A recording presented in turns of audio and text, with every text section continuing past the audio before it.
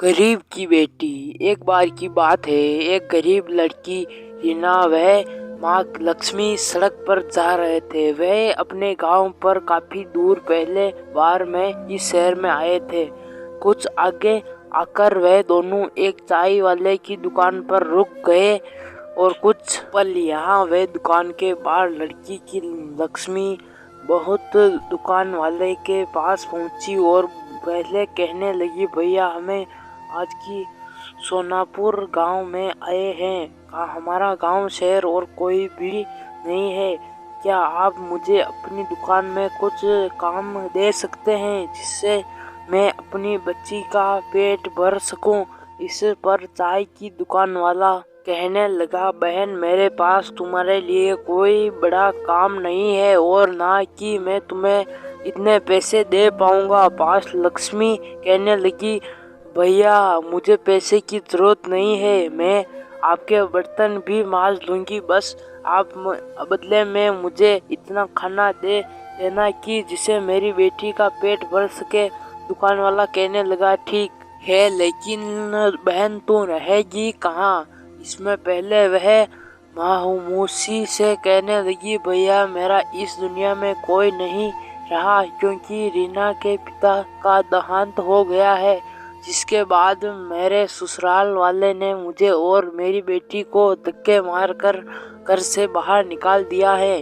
वह बोला, अब तो मुझे ही अपनी इस बच्ची को पालने के लिए कुछ ना कुछ काम करना पड़ेगा। आपको मंजूर हो तो मैं आपकी इस दुकान में ही सो जाऊंगी। सुबह जब तक आप अपने घर से आएंगे तब मैं दुकान को झाड़ू पोछा व बर्तन साफ कर दिया करूंगी। इसके बाद में आप बस मेरी बेटी को कुछ खाने को दे दिया करना। लक्ष्मी की ऐसी बात सुनकर चाय वाले का मन पिघल गया और उसने लक्ष्मी की बात मान ली। दोनों माँ बेटी वह दुकान पर रहने लगी और काम करने लगी। ऐसे ही उनका समय बीतने लगा। एक दिन चाय वाला उससे कहने लगा, बहन मैं तुम्हारे लिए पास में कारखाने में बात करूंगा कि जिसमें मेरी चाय जाती है।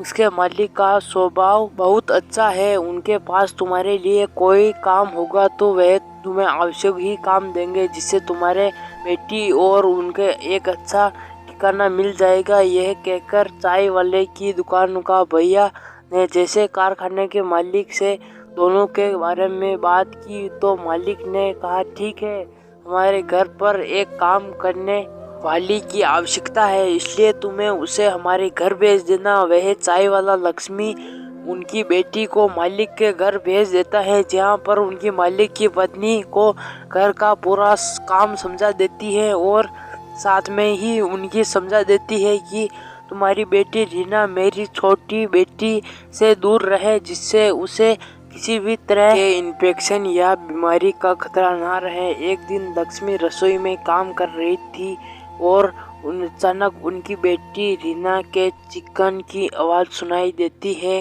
लक्ष्मी भागकर वह जाती है तो देखती है कि रीना ने समायरा की फ्रॉक हाथ में ले रखी है और वह देखकर बहुत खुश हो रही थी। इनमें देखकर मालिक भी वहां आ जाती है और लक्ष्मी व रीना को टोकते लगती है। वह कहती है, लक्ष्मी मैंने तुम्हारे कहा था कि ना किसी समायरा को किसी भी चीज को मत छूना और सबसे दूर रहना। यह कहते हुए मालकिन समायरा की फ्रॉक को रिया को ही दे देती है और कहती है, अब इस फ्रॉक को तुम्हारे ही पहनना। ये कहते हुए गुस्सा से यह कहती हुई चली जाती है। एक दिन मालकिन व लक्ष्मी के पास बाजार में सामान खरीदने साथ में जाती है और रीना व समायरा घर पर अकेली रह जाती है। वह दोनों अकेले अकेले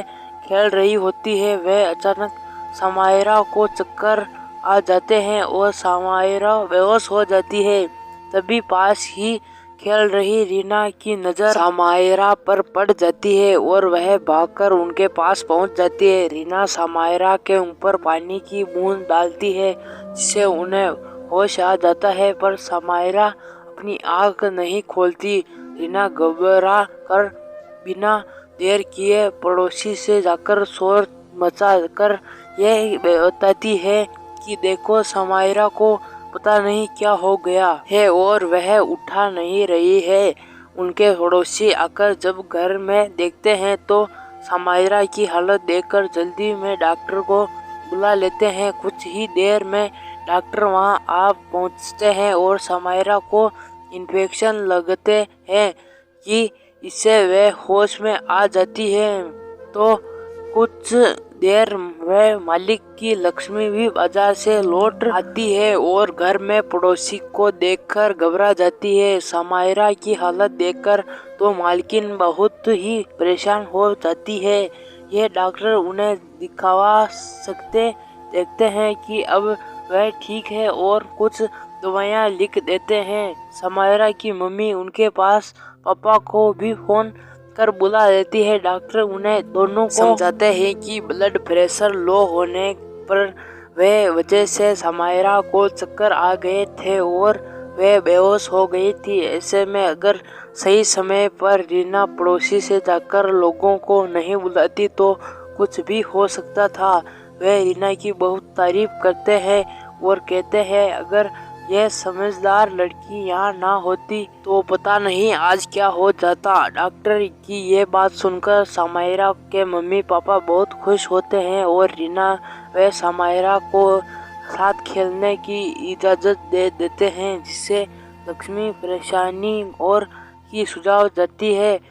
अब वो खुशी खुशी मन लगाकर उनके घर में काम करती है और अब से उसे कभी बच्ची की भी चिंता नहीं रहती, क्योंकि अब रीना और समायरा समय साथ खेलते रहते थे।